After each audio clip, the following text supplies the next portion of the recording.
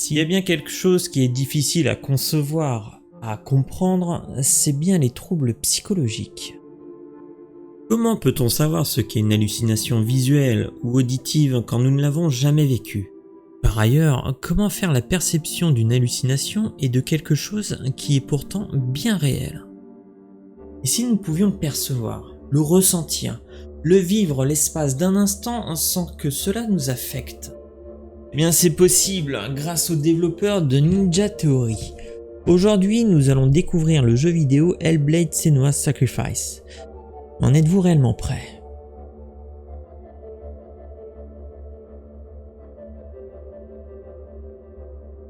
L'histoire se passe en 875. Le joueur incarne une guerrière pique du nom de Senua, décidée à partir rejoindre le Helheim qui n'est autre que les enfers scandinaves. Elle souhaite plus que tout au monde y faire ressusciter Dilion, l'homme de sa vie.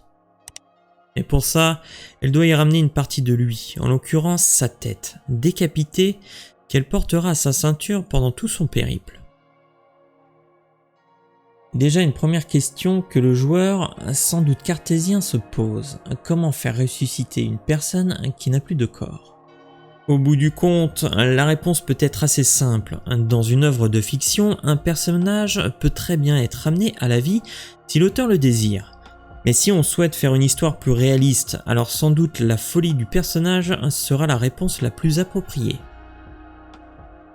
Et là commence la première réussite du jeu, car sans nous le dire clairement, le joueur se rendra rapidement compte que Senua souffre d'hallucinations auditives. Et sans réellement s'en apercevoir, notre héroïne sera accompagnée dans son aventure par deux voix distinctes, dont l'une d'entre elles aura conscience du joueur, cassant les codes du quatrième mur. Mais pas que ça, tout au long de son périple, les troubles psychiques s'accumuleront. Comme je le disais précédemment, que ce soit auditif, il y aura aussi de nombreuses hallucinations visuelles qui se traduiront par un gameplay différent. C'est bien le joueur qui devra tout découvrir par lui-même. Senua, don't cry. The world needs people like us. Il n'y aura pas de tutoriel, de carte ou toute autre indication quelconque. Effectivement, le jeu ne nous le dit pas clairement, mais c'est bien les troubles psychiques de Senua qui seront au cœur du sujet.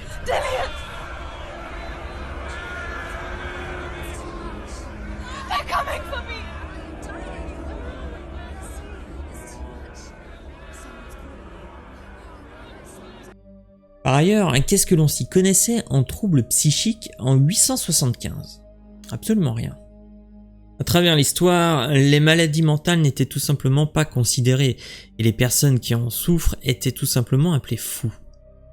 D'ailleurs, ce n'est que récemment avec l'évolution de la médecine que la compréhension s'est réellement faite. D'ailleurs, et pour faire une petite parenthèse, rappelez-vous qu'en des temps plus reculés, on attribuait les causes de maladies à de la sorcellerie, aux démons ou encore à d'autres croyances ou volontés des dieux. Tout en continuant son chemin vers le Helheim, l'une des voix de Senua la pousse à revivre les traumatismes de son passé. Sa mère souffrait des mêmes troubles qu'elle, et accompagnée d'un père violent qui ne comprenait pas et n'acceptait pas cet état. Croyant à une malédiction, il envoya Galena, la mère de Senua, sur le bûcher. Senua avait 5 ans quand elle assista à ce traumatisme. Et vivant avec son père, qui lui savait faisait tout pour isoler au maximum Senua du reste du village. Jusqu'à ce qu'elle rencontre Dillon. Amoureuse, elle partit rejoindre Dillon dans son village, laissant son passé derrière elle. Malheureusement, une maladie se propagea dans la ville. Pensant qu'elle en était la cause et croyant de ce fait au retour de sa malédiction, Senua partit en exil pendant 1 an. À son retour, le village fut détruit et les villageois massacrés. Malheureusement, de son côté, Dillon a été exécuté selon une ancienne pratique scandinave, l'aigle de sang. C'est à ce moment-là que débute le voyage de Senua. In the head of his corpse lies the seat of his soul. So you must carry his vessel to bring him back home. Comme vous pouvez vous en apercevoir, la vie de Senua est rude, dure, ponctuée de traumatismes qui lui resteront gravés. Mais c'est bien le joueur, vous, qui allez aider Senua à retrouver l'espoir. Et pourtant il y en aura des embûches. Que ce soit dans un combat épique contre Valraven, un démon mi-homme, mi-corbeau, maître des illusions, Surt, un géant de feu ou encore Garm, un chien maléfique qui se cache dans les ténèbres du palais d'Alheim.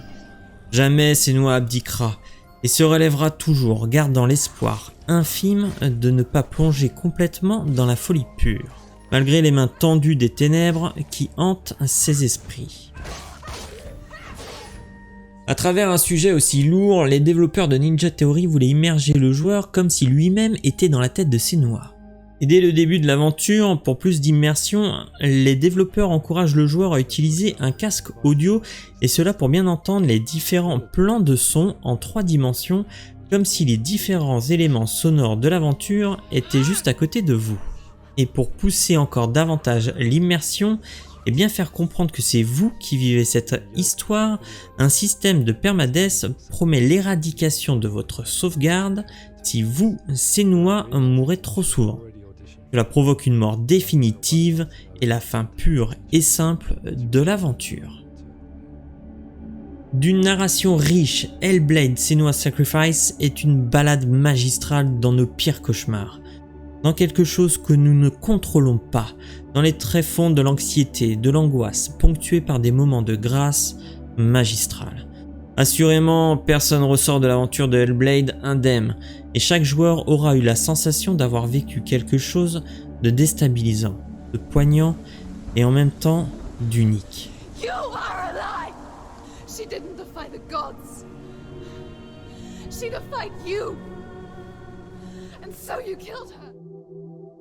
Si vous voulez soutenir cette chaîne YouTube, n'hésitez pas à partager cette vidéo, mettre un pouce bleu et à vous abonner car j'ai plein d'autres histoires plus étranges les unes que les autres à vous raconter. Merci à tous d'avoir suivi cet épisode, je vous dis à très bientôt.